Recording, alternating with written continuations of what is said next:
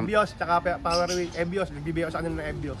Dalawang sasakyan na nabili ni Santa, isang motor at saka isang pick-up. At pinasaya niya ako, sa sobrang galing niya, talagang pinahanga niya ako.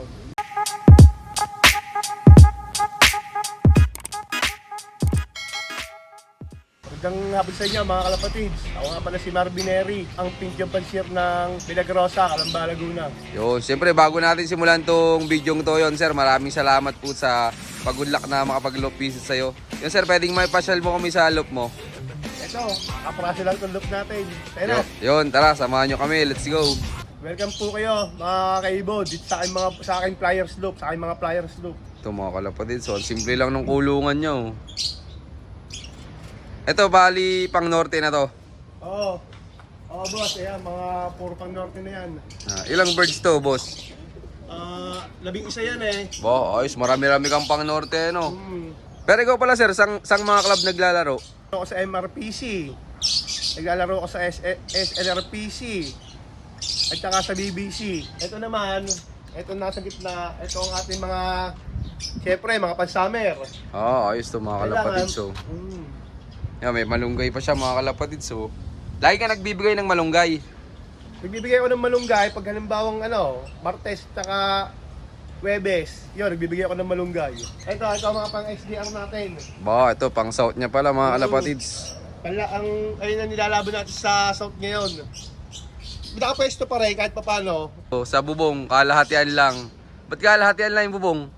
Siyempre, gusto ko kasi pag halimbawa umuulan, nababasa na rin sila. Para nakakapaligo sila.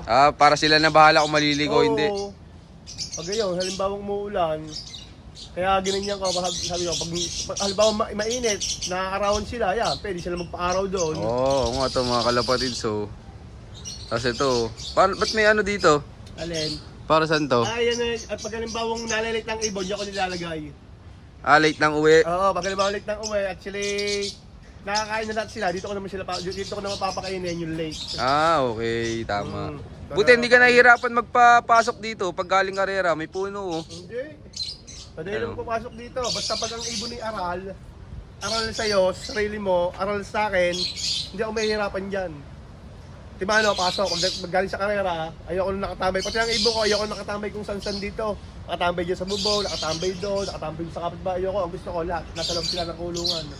Adi paglipad nila, pag ronda nila, pagbaba, diretso pasok agad. Oo, pasok lahat sila. Hindi yung nakatambay lahat sila sa mga kung saan sila nakatambay. Ayoko, ang gusto ko nasa loob lang sila ng kulungan. Ikaw pala sir, anong taon nag-start sa pagkakalapati? Dati, nagkakalapatay ko 2010 sa Kabuyaw. Sa Balik. Doon, nagkakalapate ako dati nung araw doon. Bago 2014, nagbalik ulit ako sa pagkakalapate. Wala. Hindi tayo, pangit ang pwesto Nung 2023, naisipan kong magkalapati uli. Sabi ko, makapag-testing. Anong sabak mo sa karera nung 2023? Pinalad ka agad sa karera, sir? Oo. Sa fan race, nag-first overall champion ako noong 2023 ng South. Bull Laguna, first overall champion. Bago sa pangkalahatan, kasama Batangas, saka Laguna, 7th overall champion ako sa club na MRPC. Ayos. Congrats kay sir. Tapos pwedeng malaman sir, anong latest na achievements mo nitong katatapos lang na karera? 4th overall champion ako sa BBC. Marami sinalihan yun yung ibon na yun Madami. 2 ibon na pinauwi ko na Santa Ana, Cagayan. Pero ilan nilaro mo bago magsimula yung first lap derby? 3 ibon na kinarga ko noon. Ini-entry ko nung mula first lap hanggang last lap, 3 pa rin sila. Pero yung nag-champion mo, nandito pa? Oo, boss, pare. Nandito pa yung nag-champion natin. Hindi natin pwedeng yan. Basta dyan lang siya. Yun. Sir, pwedeng makita? Oo, pwede, pare. Yun, tara, let's go. Ito nga pala si Santa, 4th overall champion sa BBC. Sir, pwedeng malaman, bakit Santa na ipangalan mo? Bago magpasko, binigyan niya ako ng pera bago magpasko Kaya pinangalan ko sa kanya, Santa. Yan, ito mga kalapatid. So, anong bloodline nito, sir? Ang bloodline na ibon na to ay TDB, ex-TDB line na may pasok na masili. Sila panalunan nito, di Santa. Syempre, medyo malaki-laki na panalunan nito. Nakabili ako ng motor. Bago nakabili ako ng pick-up. Andun, yung ginagamit namin pag kami sisimba. Dalawang sasakyan na nabili nito ni Santa, isang motor at saka isang pick-up.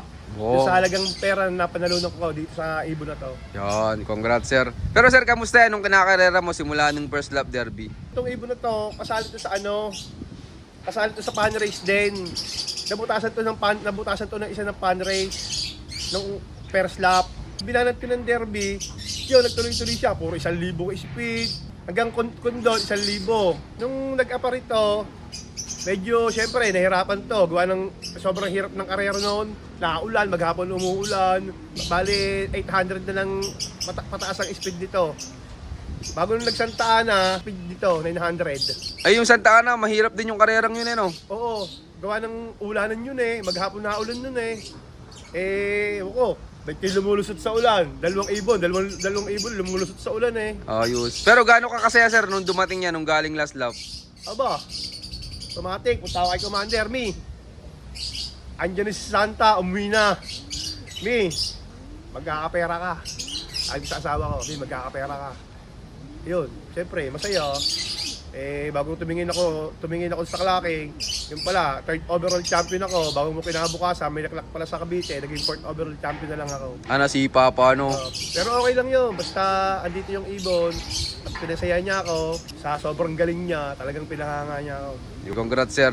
Pero ikaw dito, anong mga supplements na binibigay mo sa kalapati mo kapag derby na? Alba, Lunes, Pro, Lunes, Martes, bibigyan sila ng dahon ng malunggay. Miyerkules, binibigyan ko sila ng Beef Pro uli. Bago sa hapon, nagbibigyan ko sa kanila ng Wakamoto at saka ng Victory Champion Pills. Webes, nagbibigay naman ako sa kanila ng malunggay pa rin ibinibigay ko sila, Webes.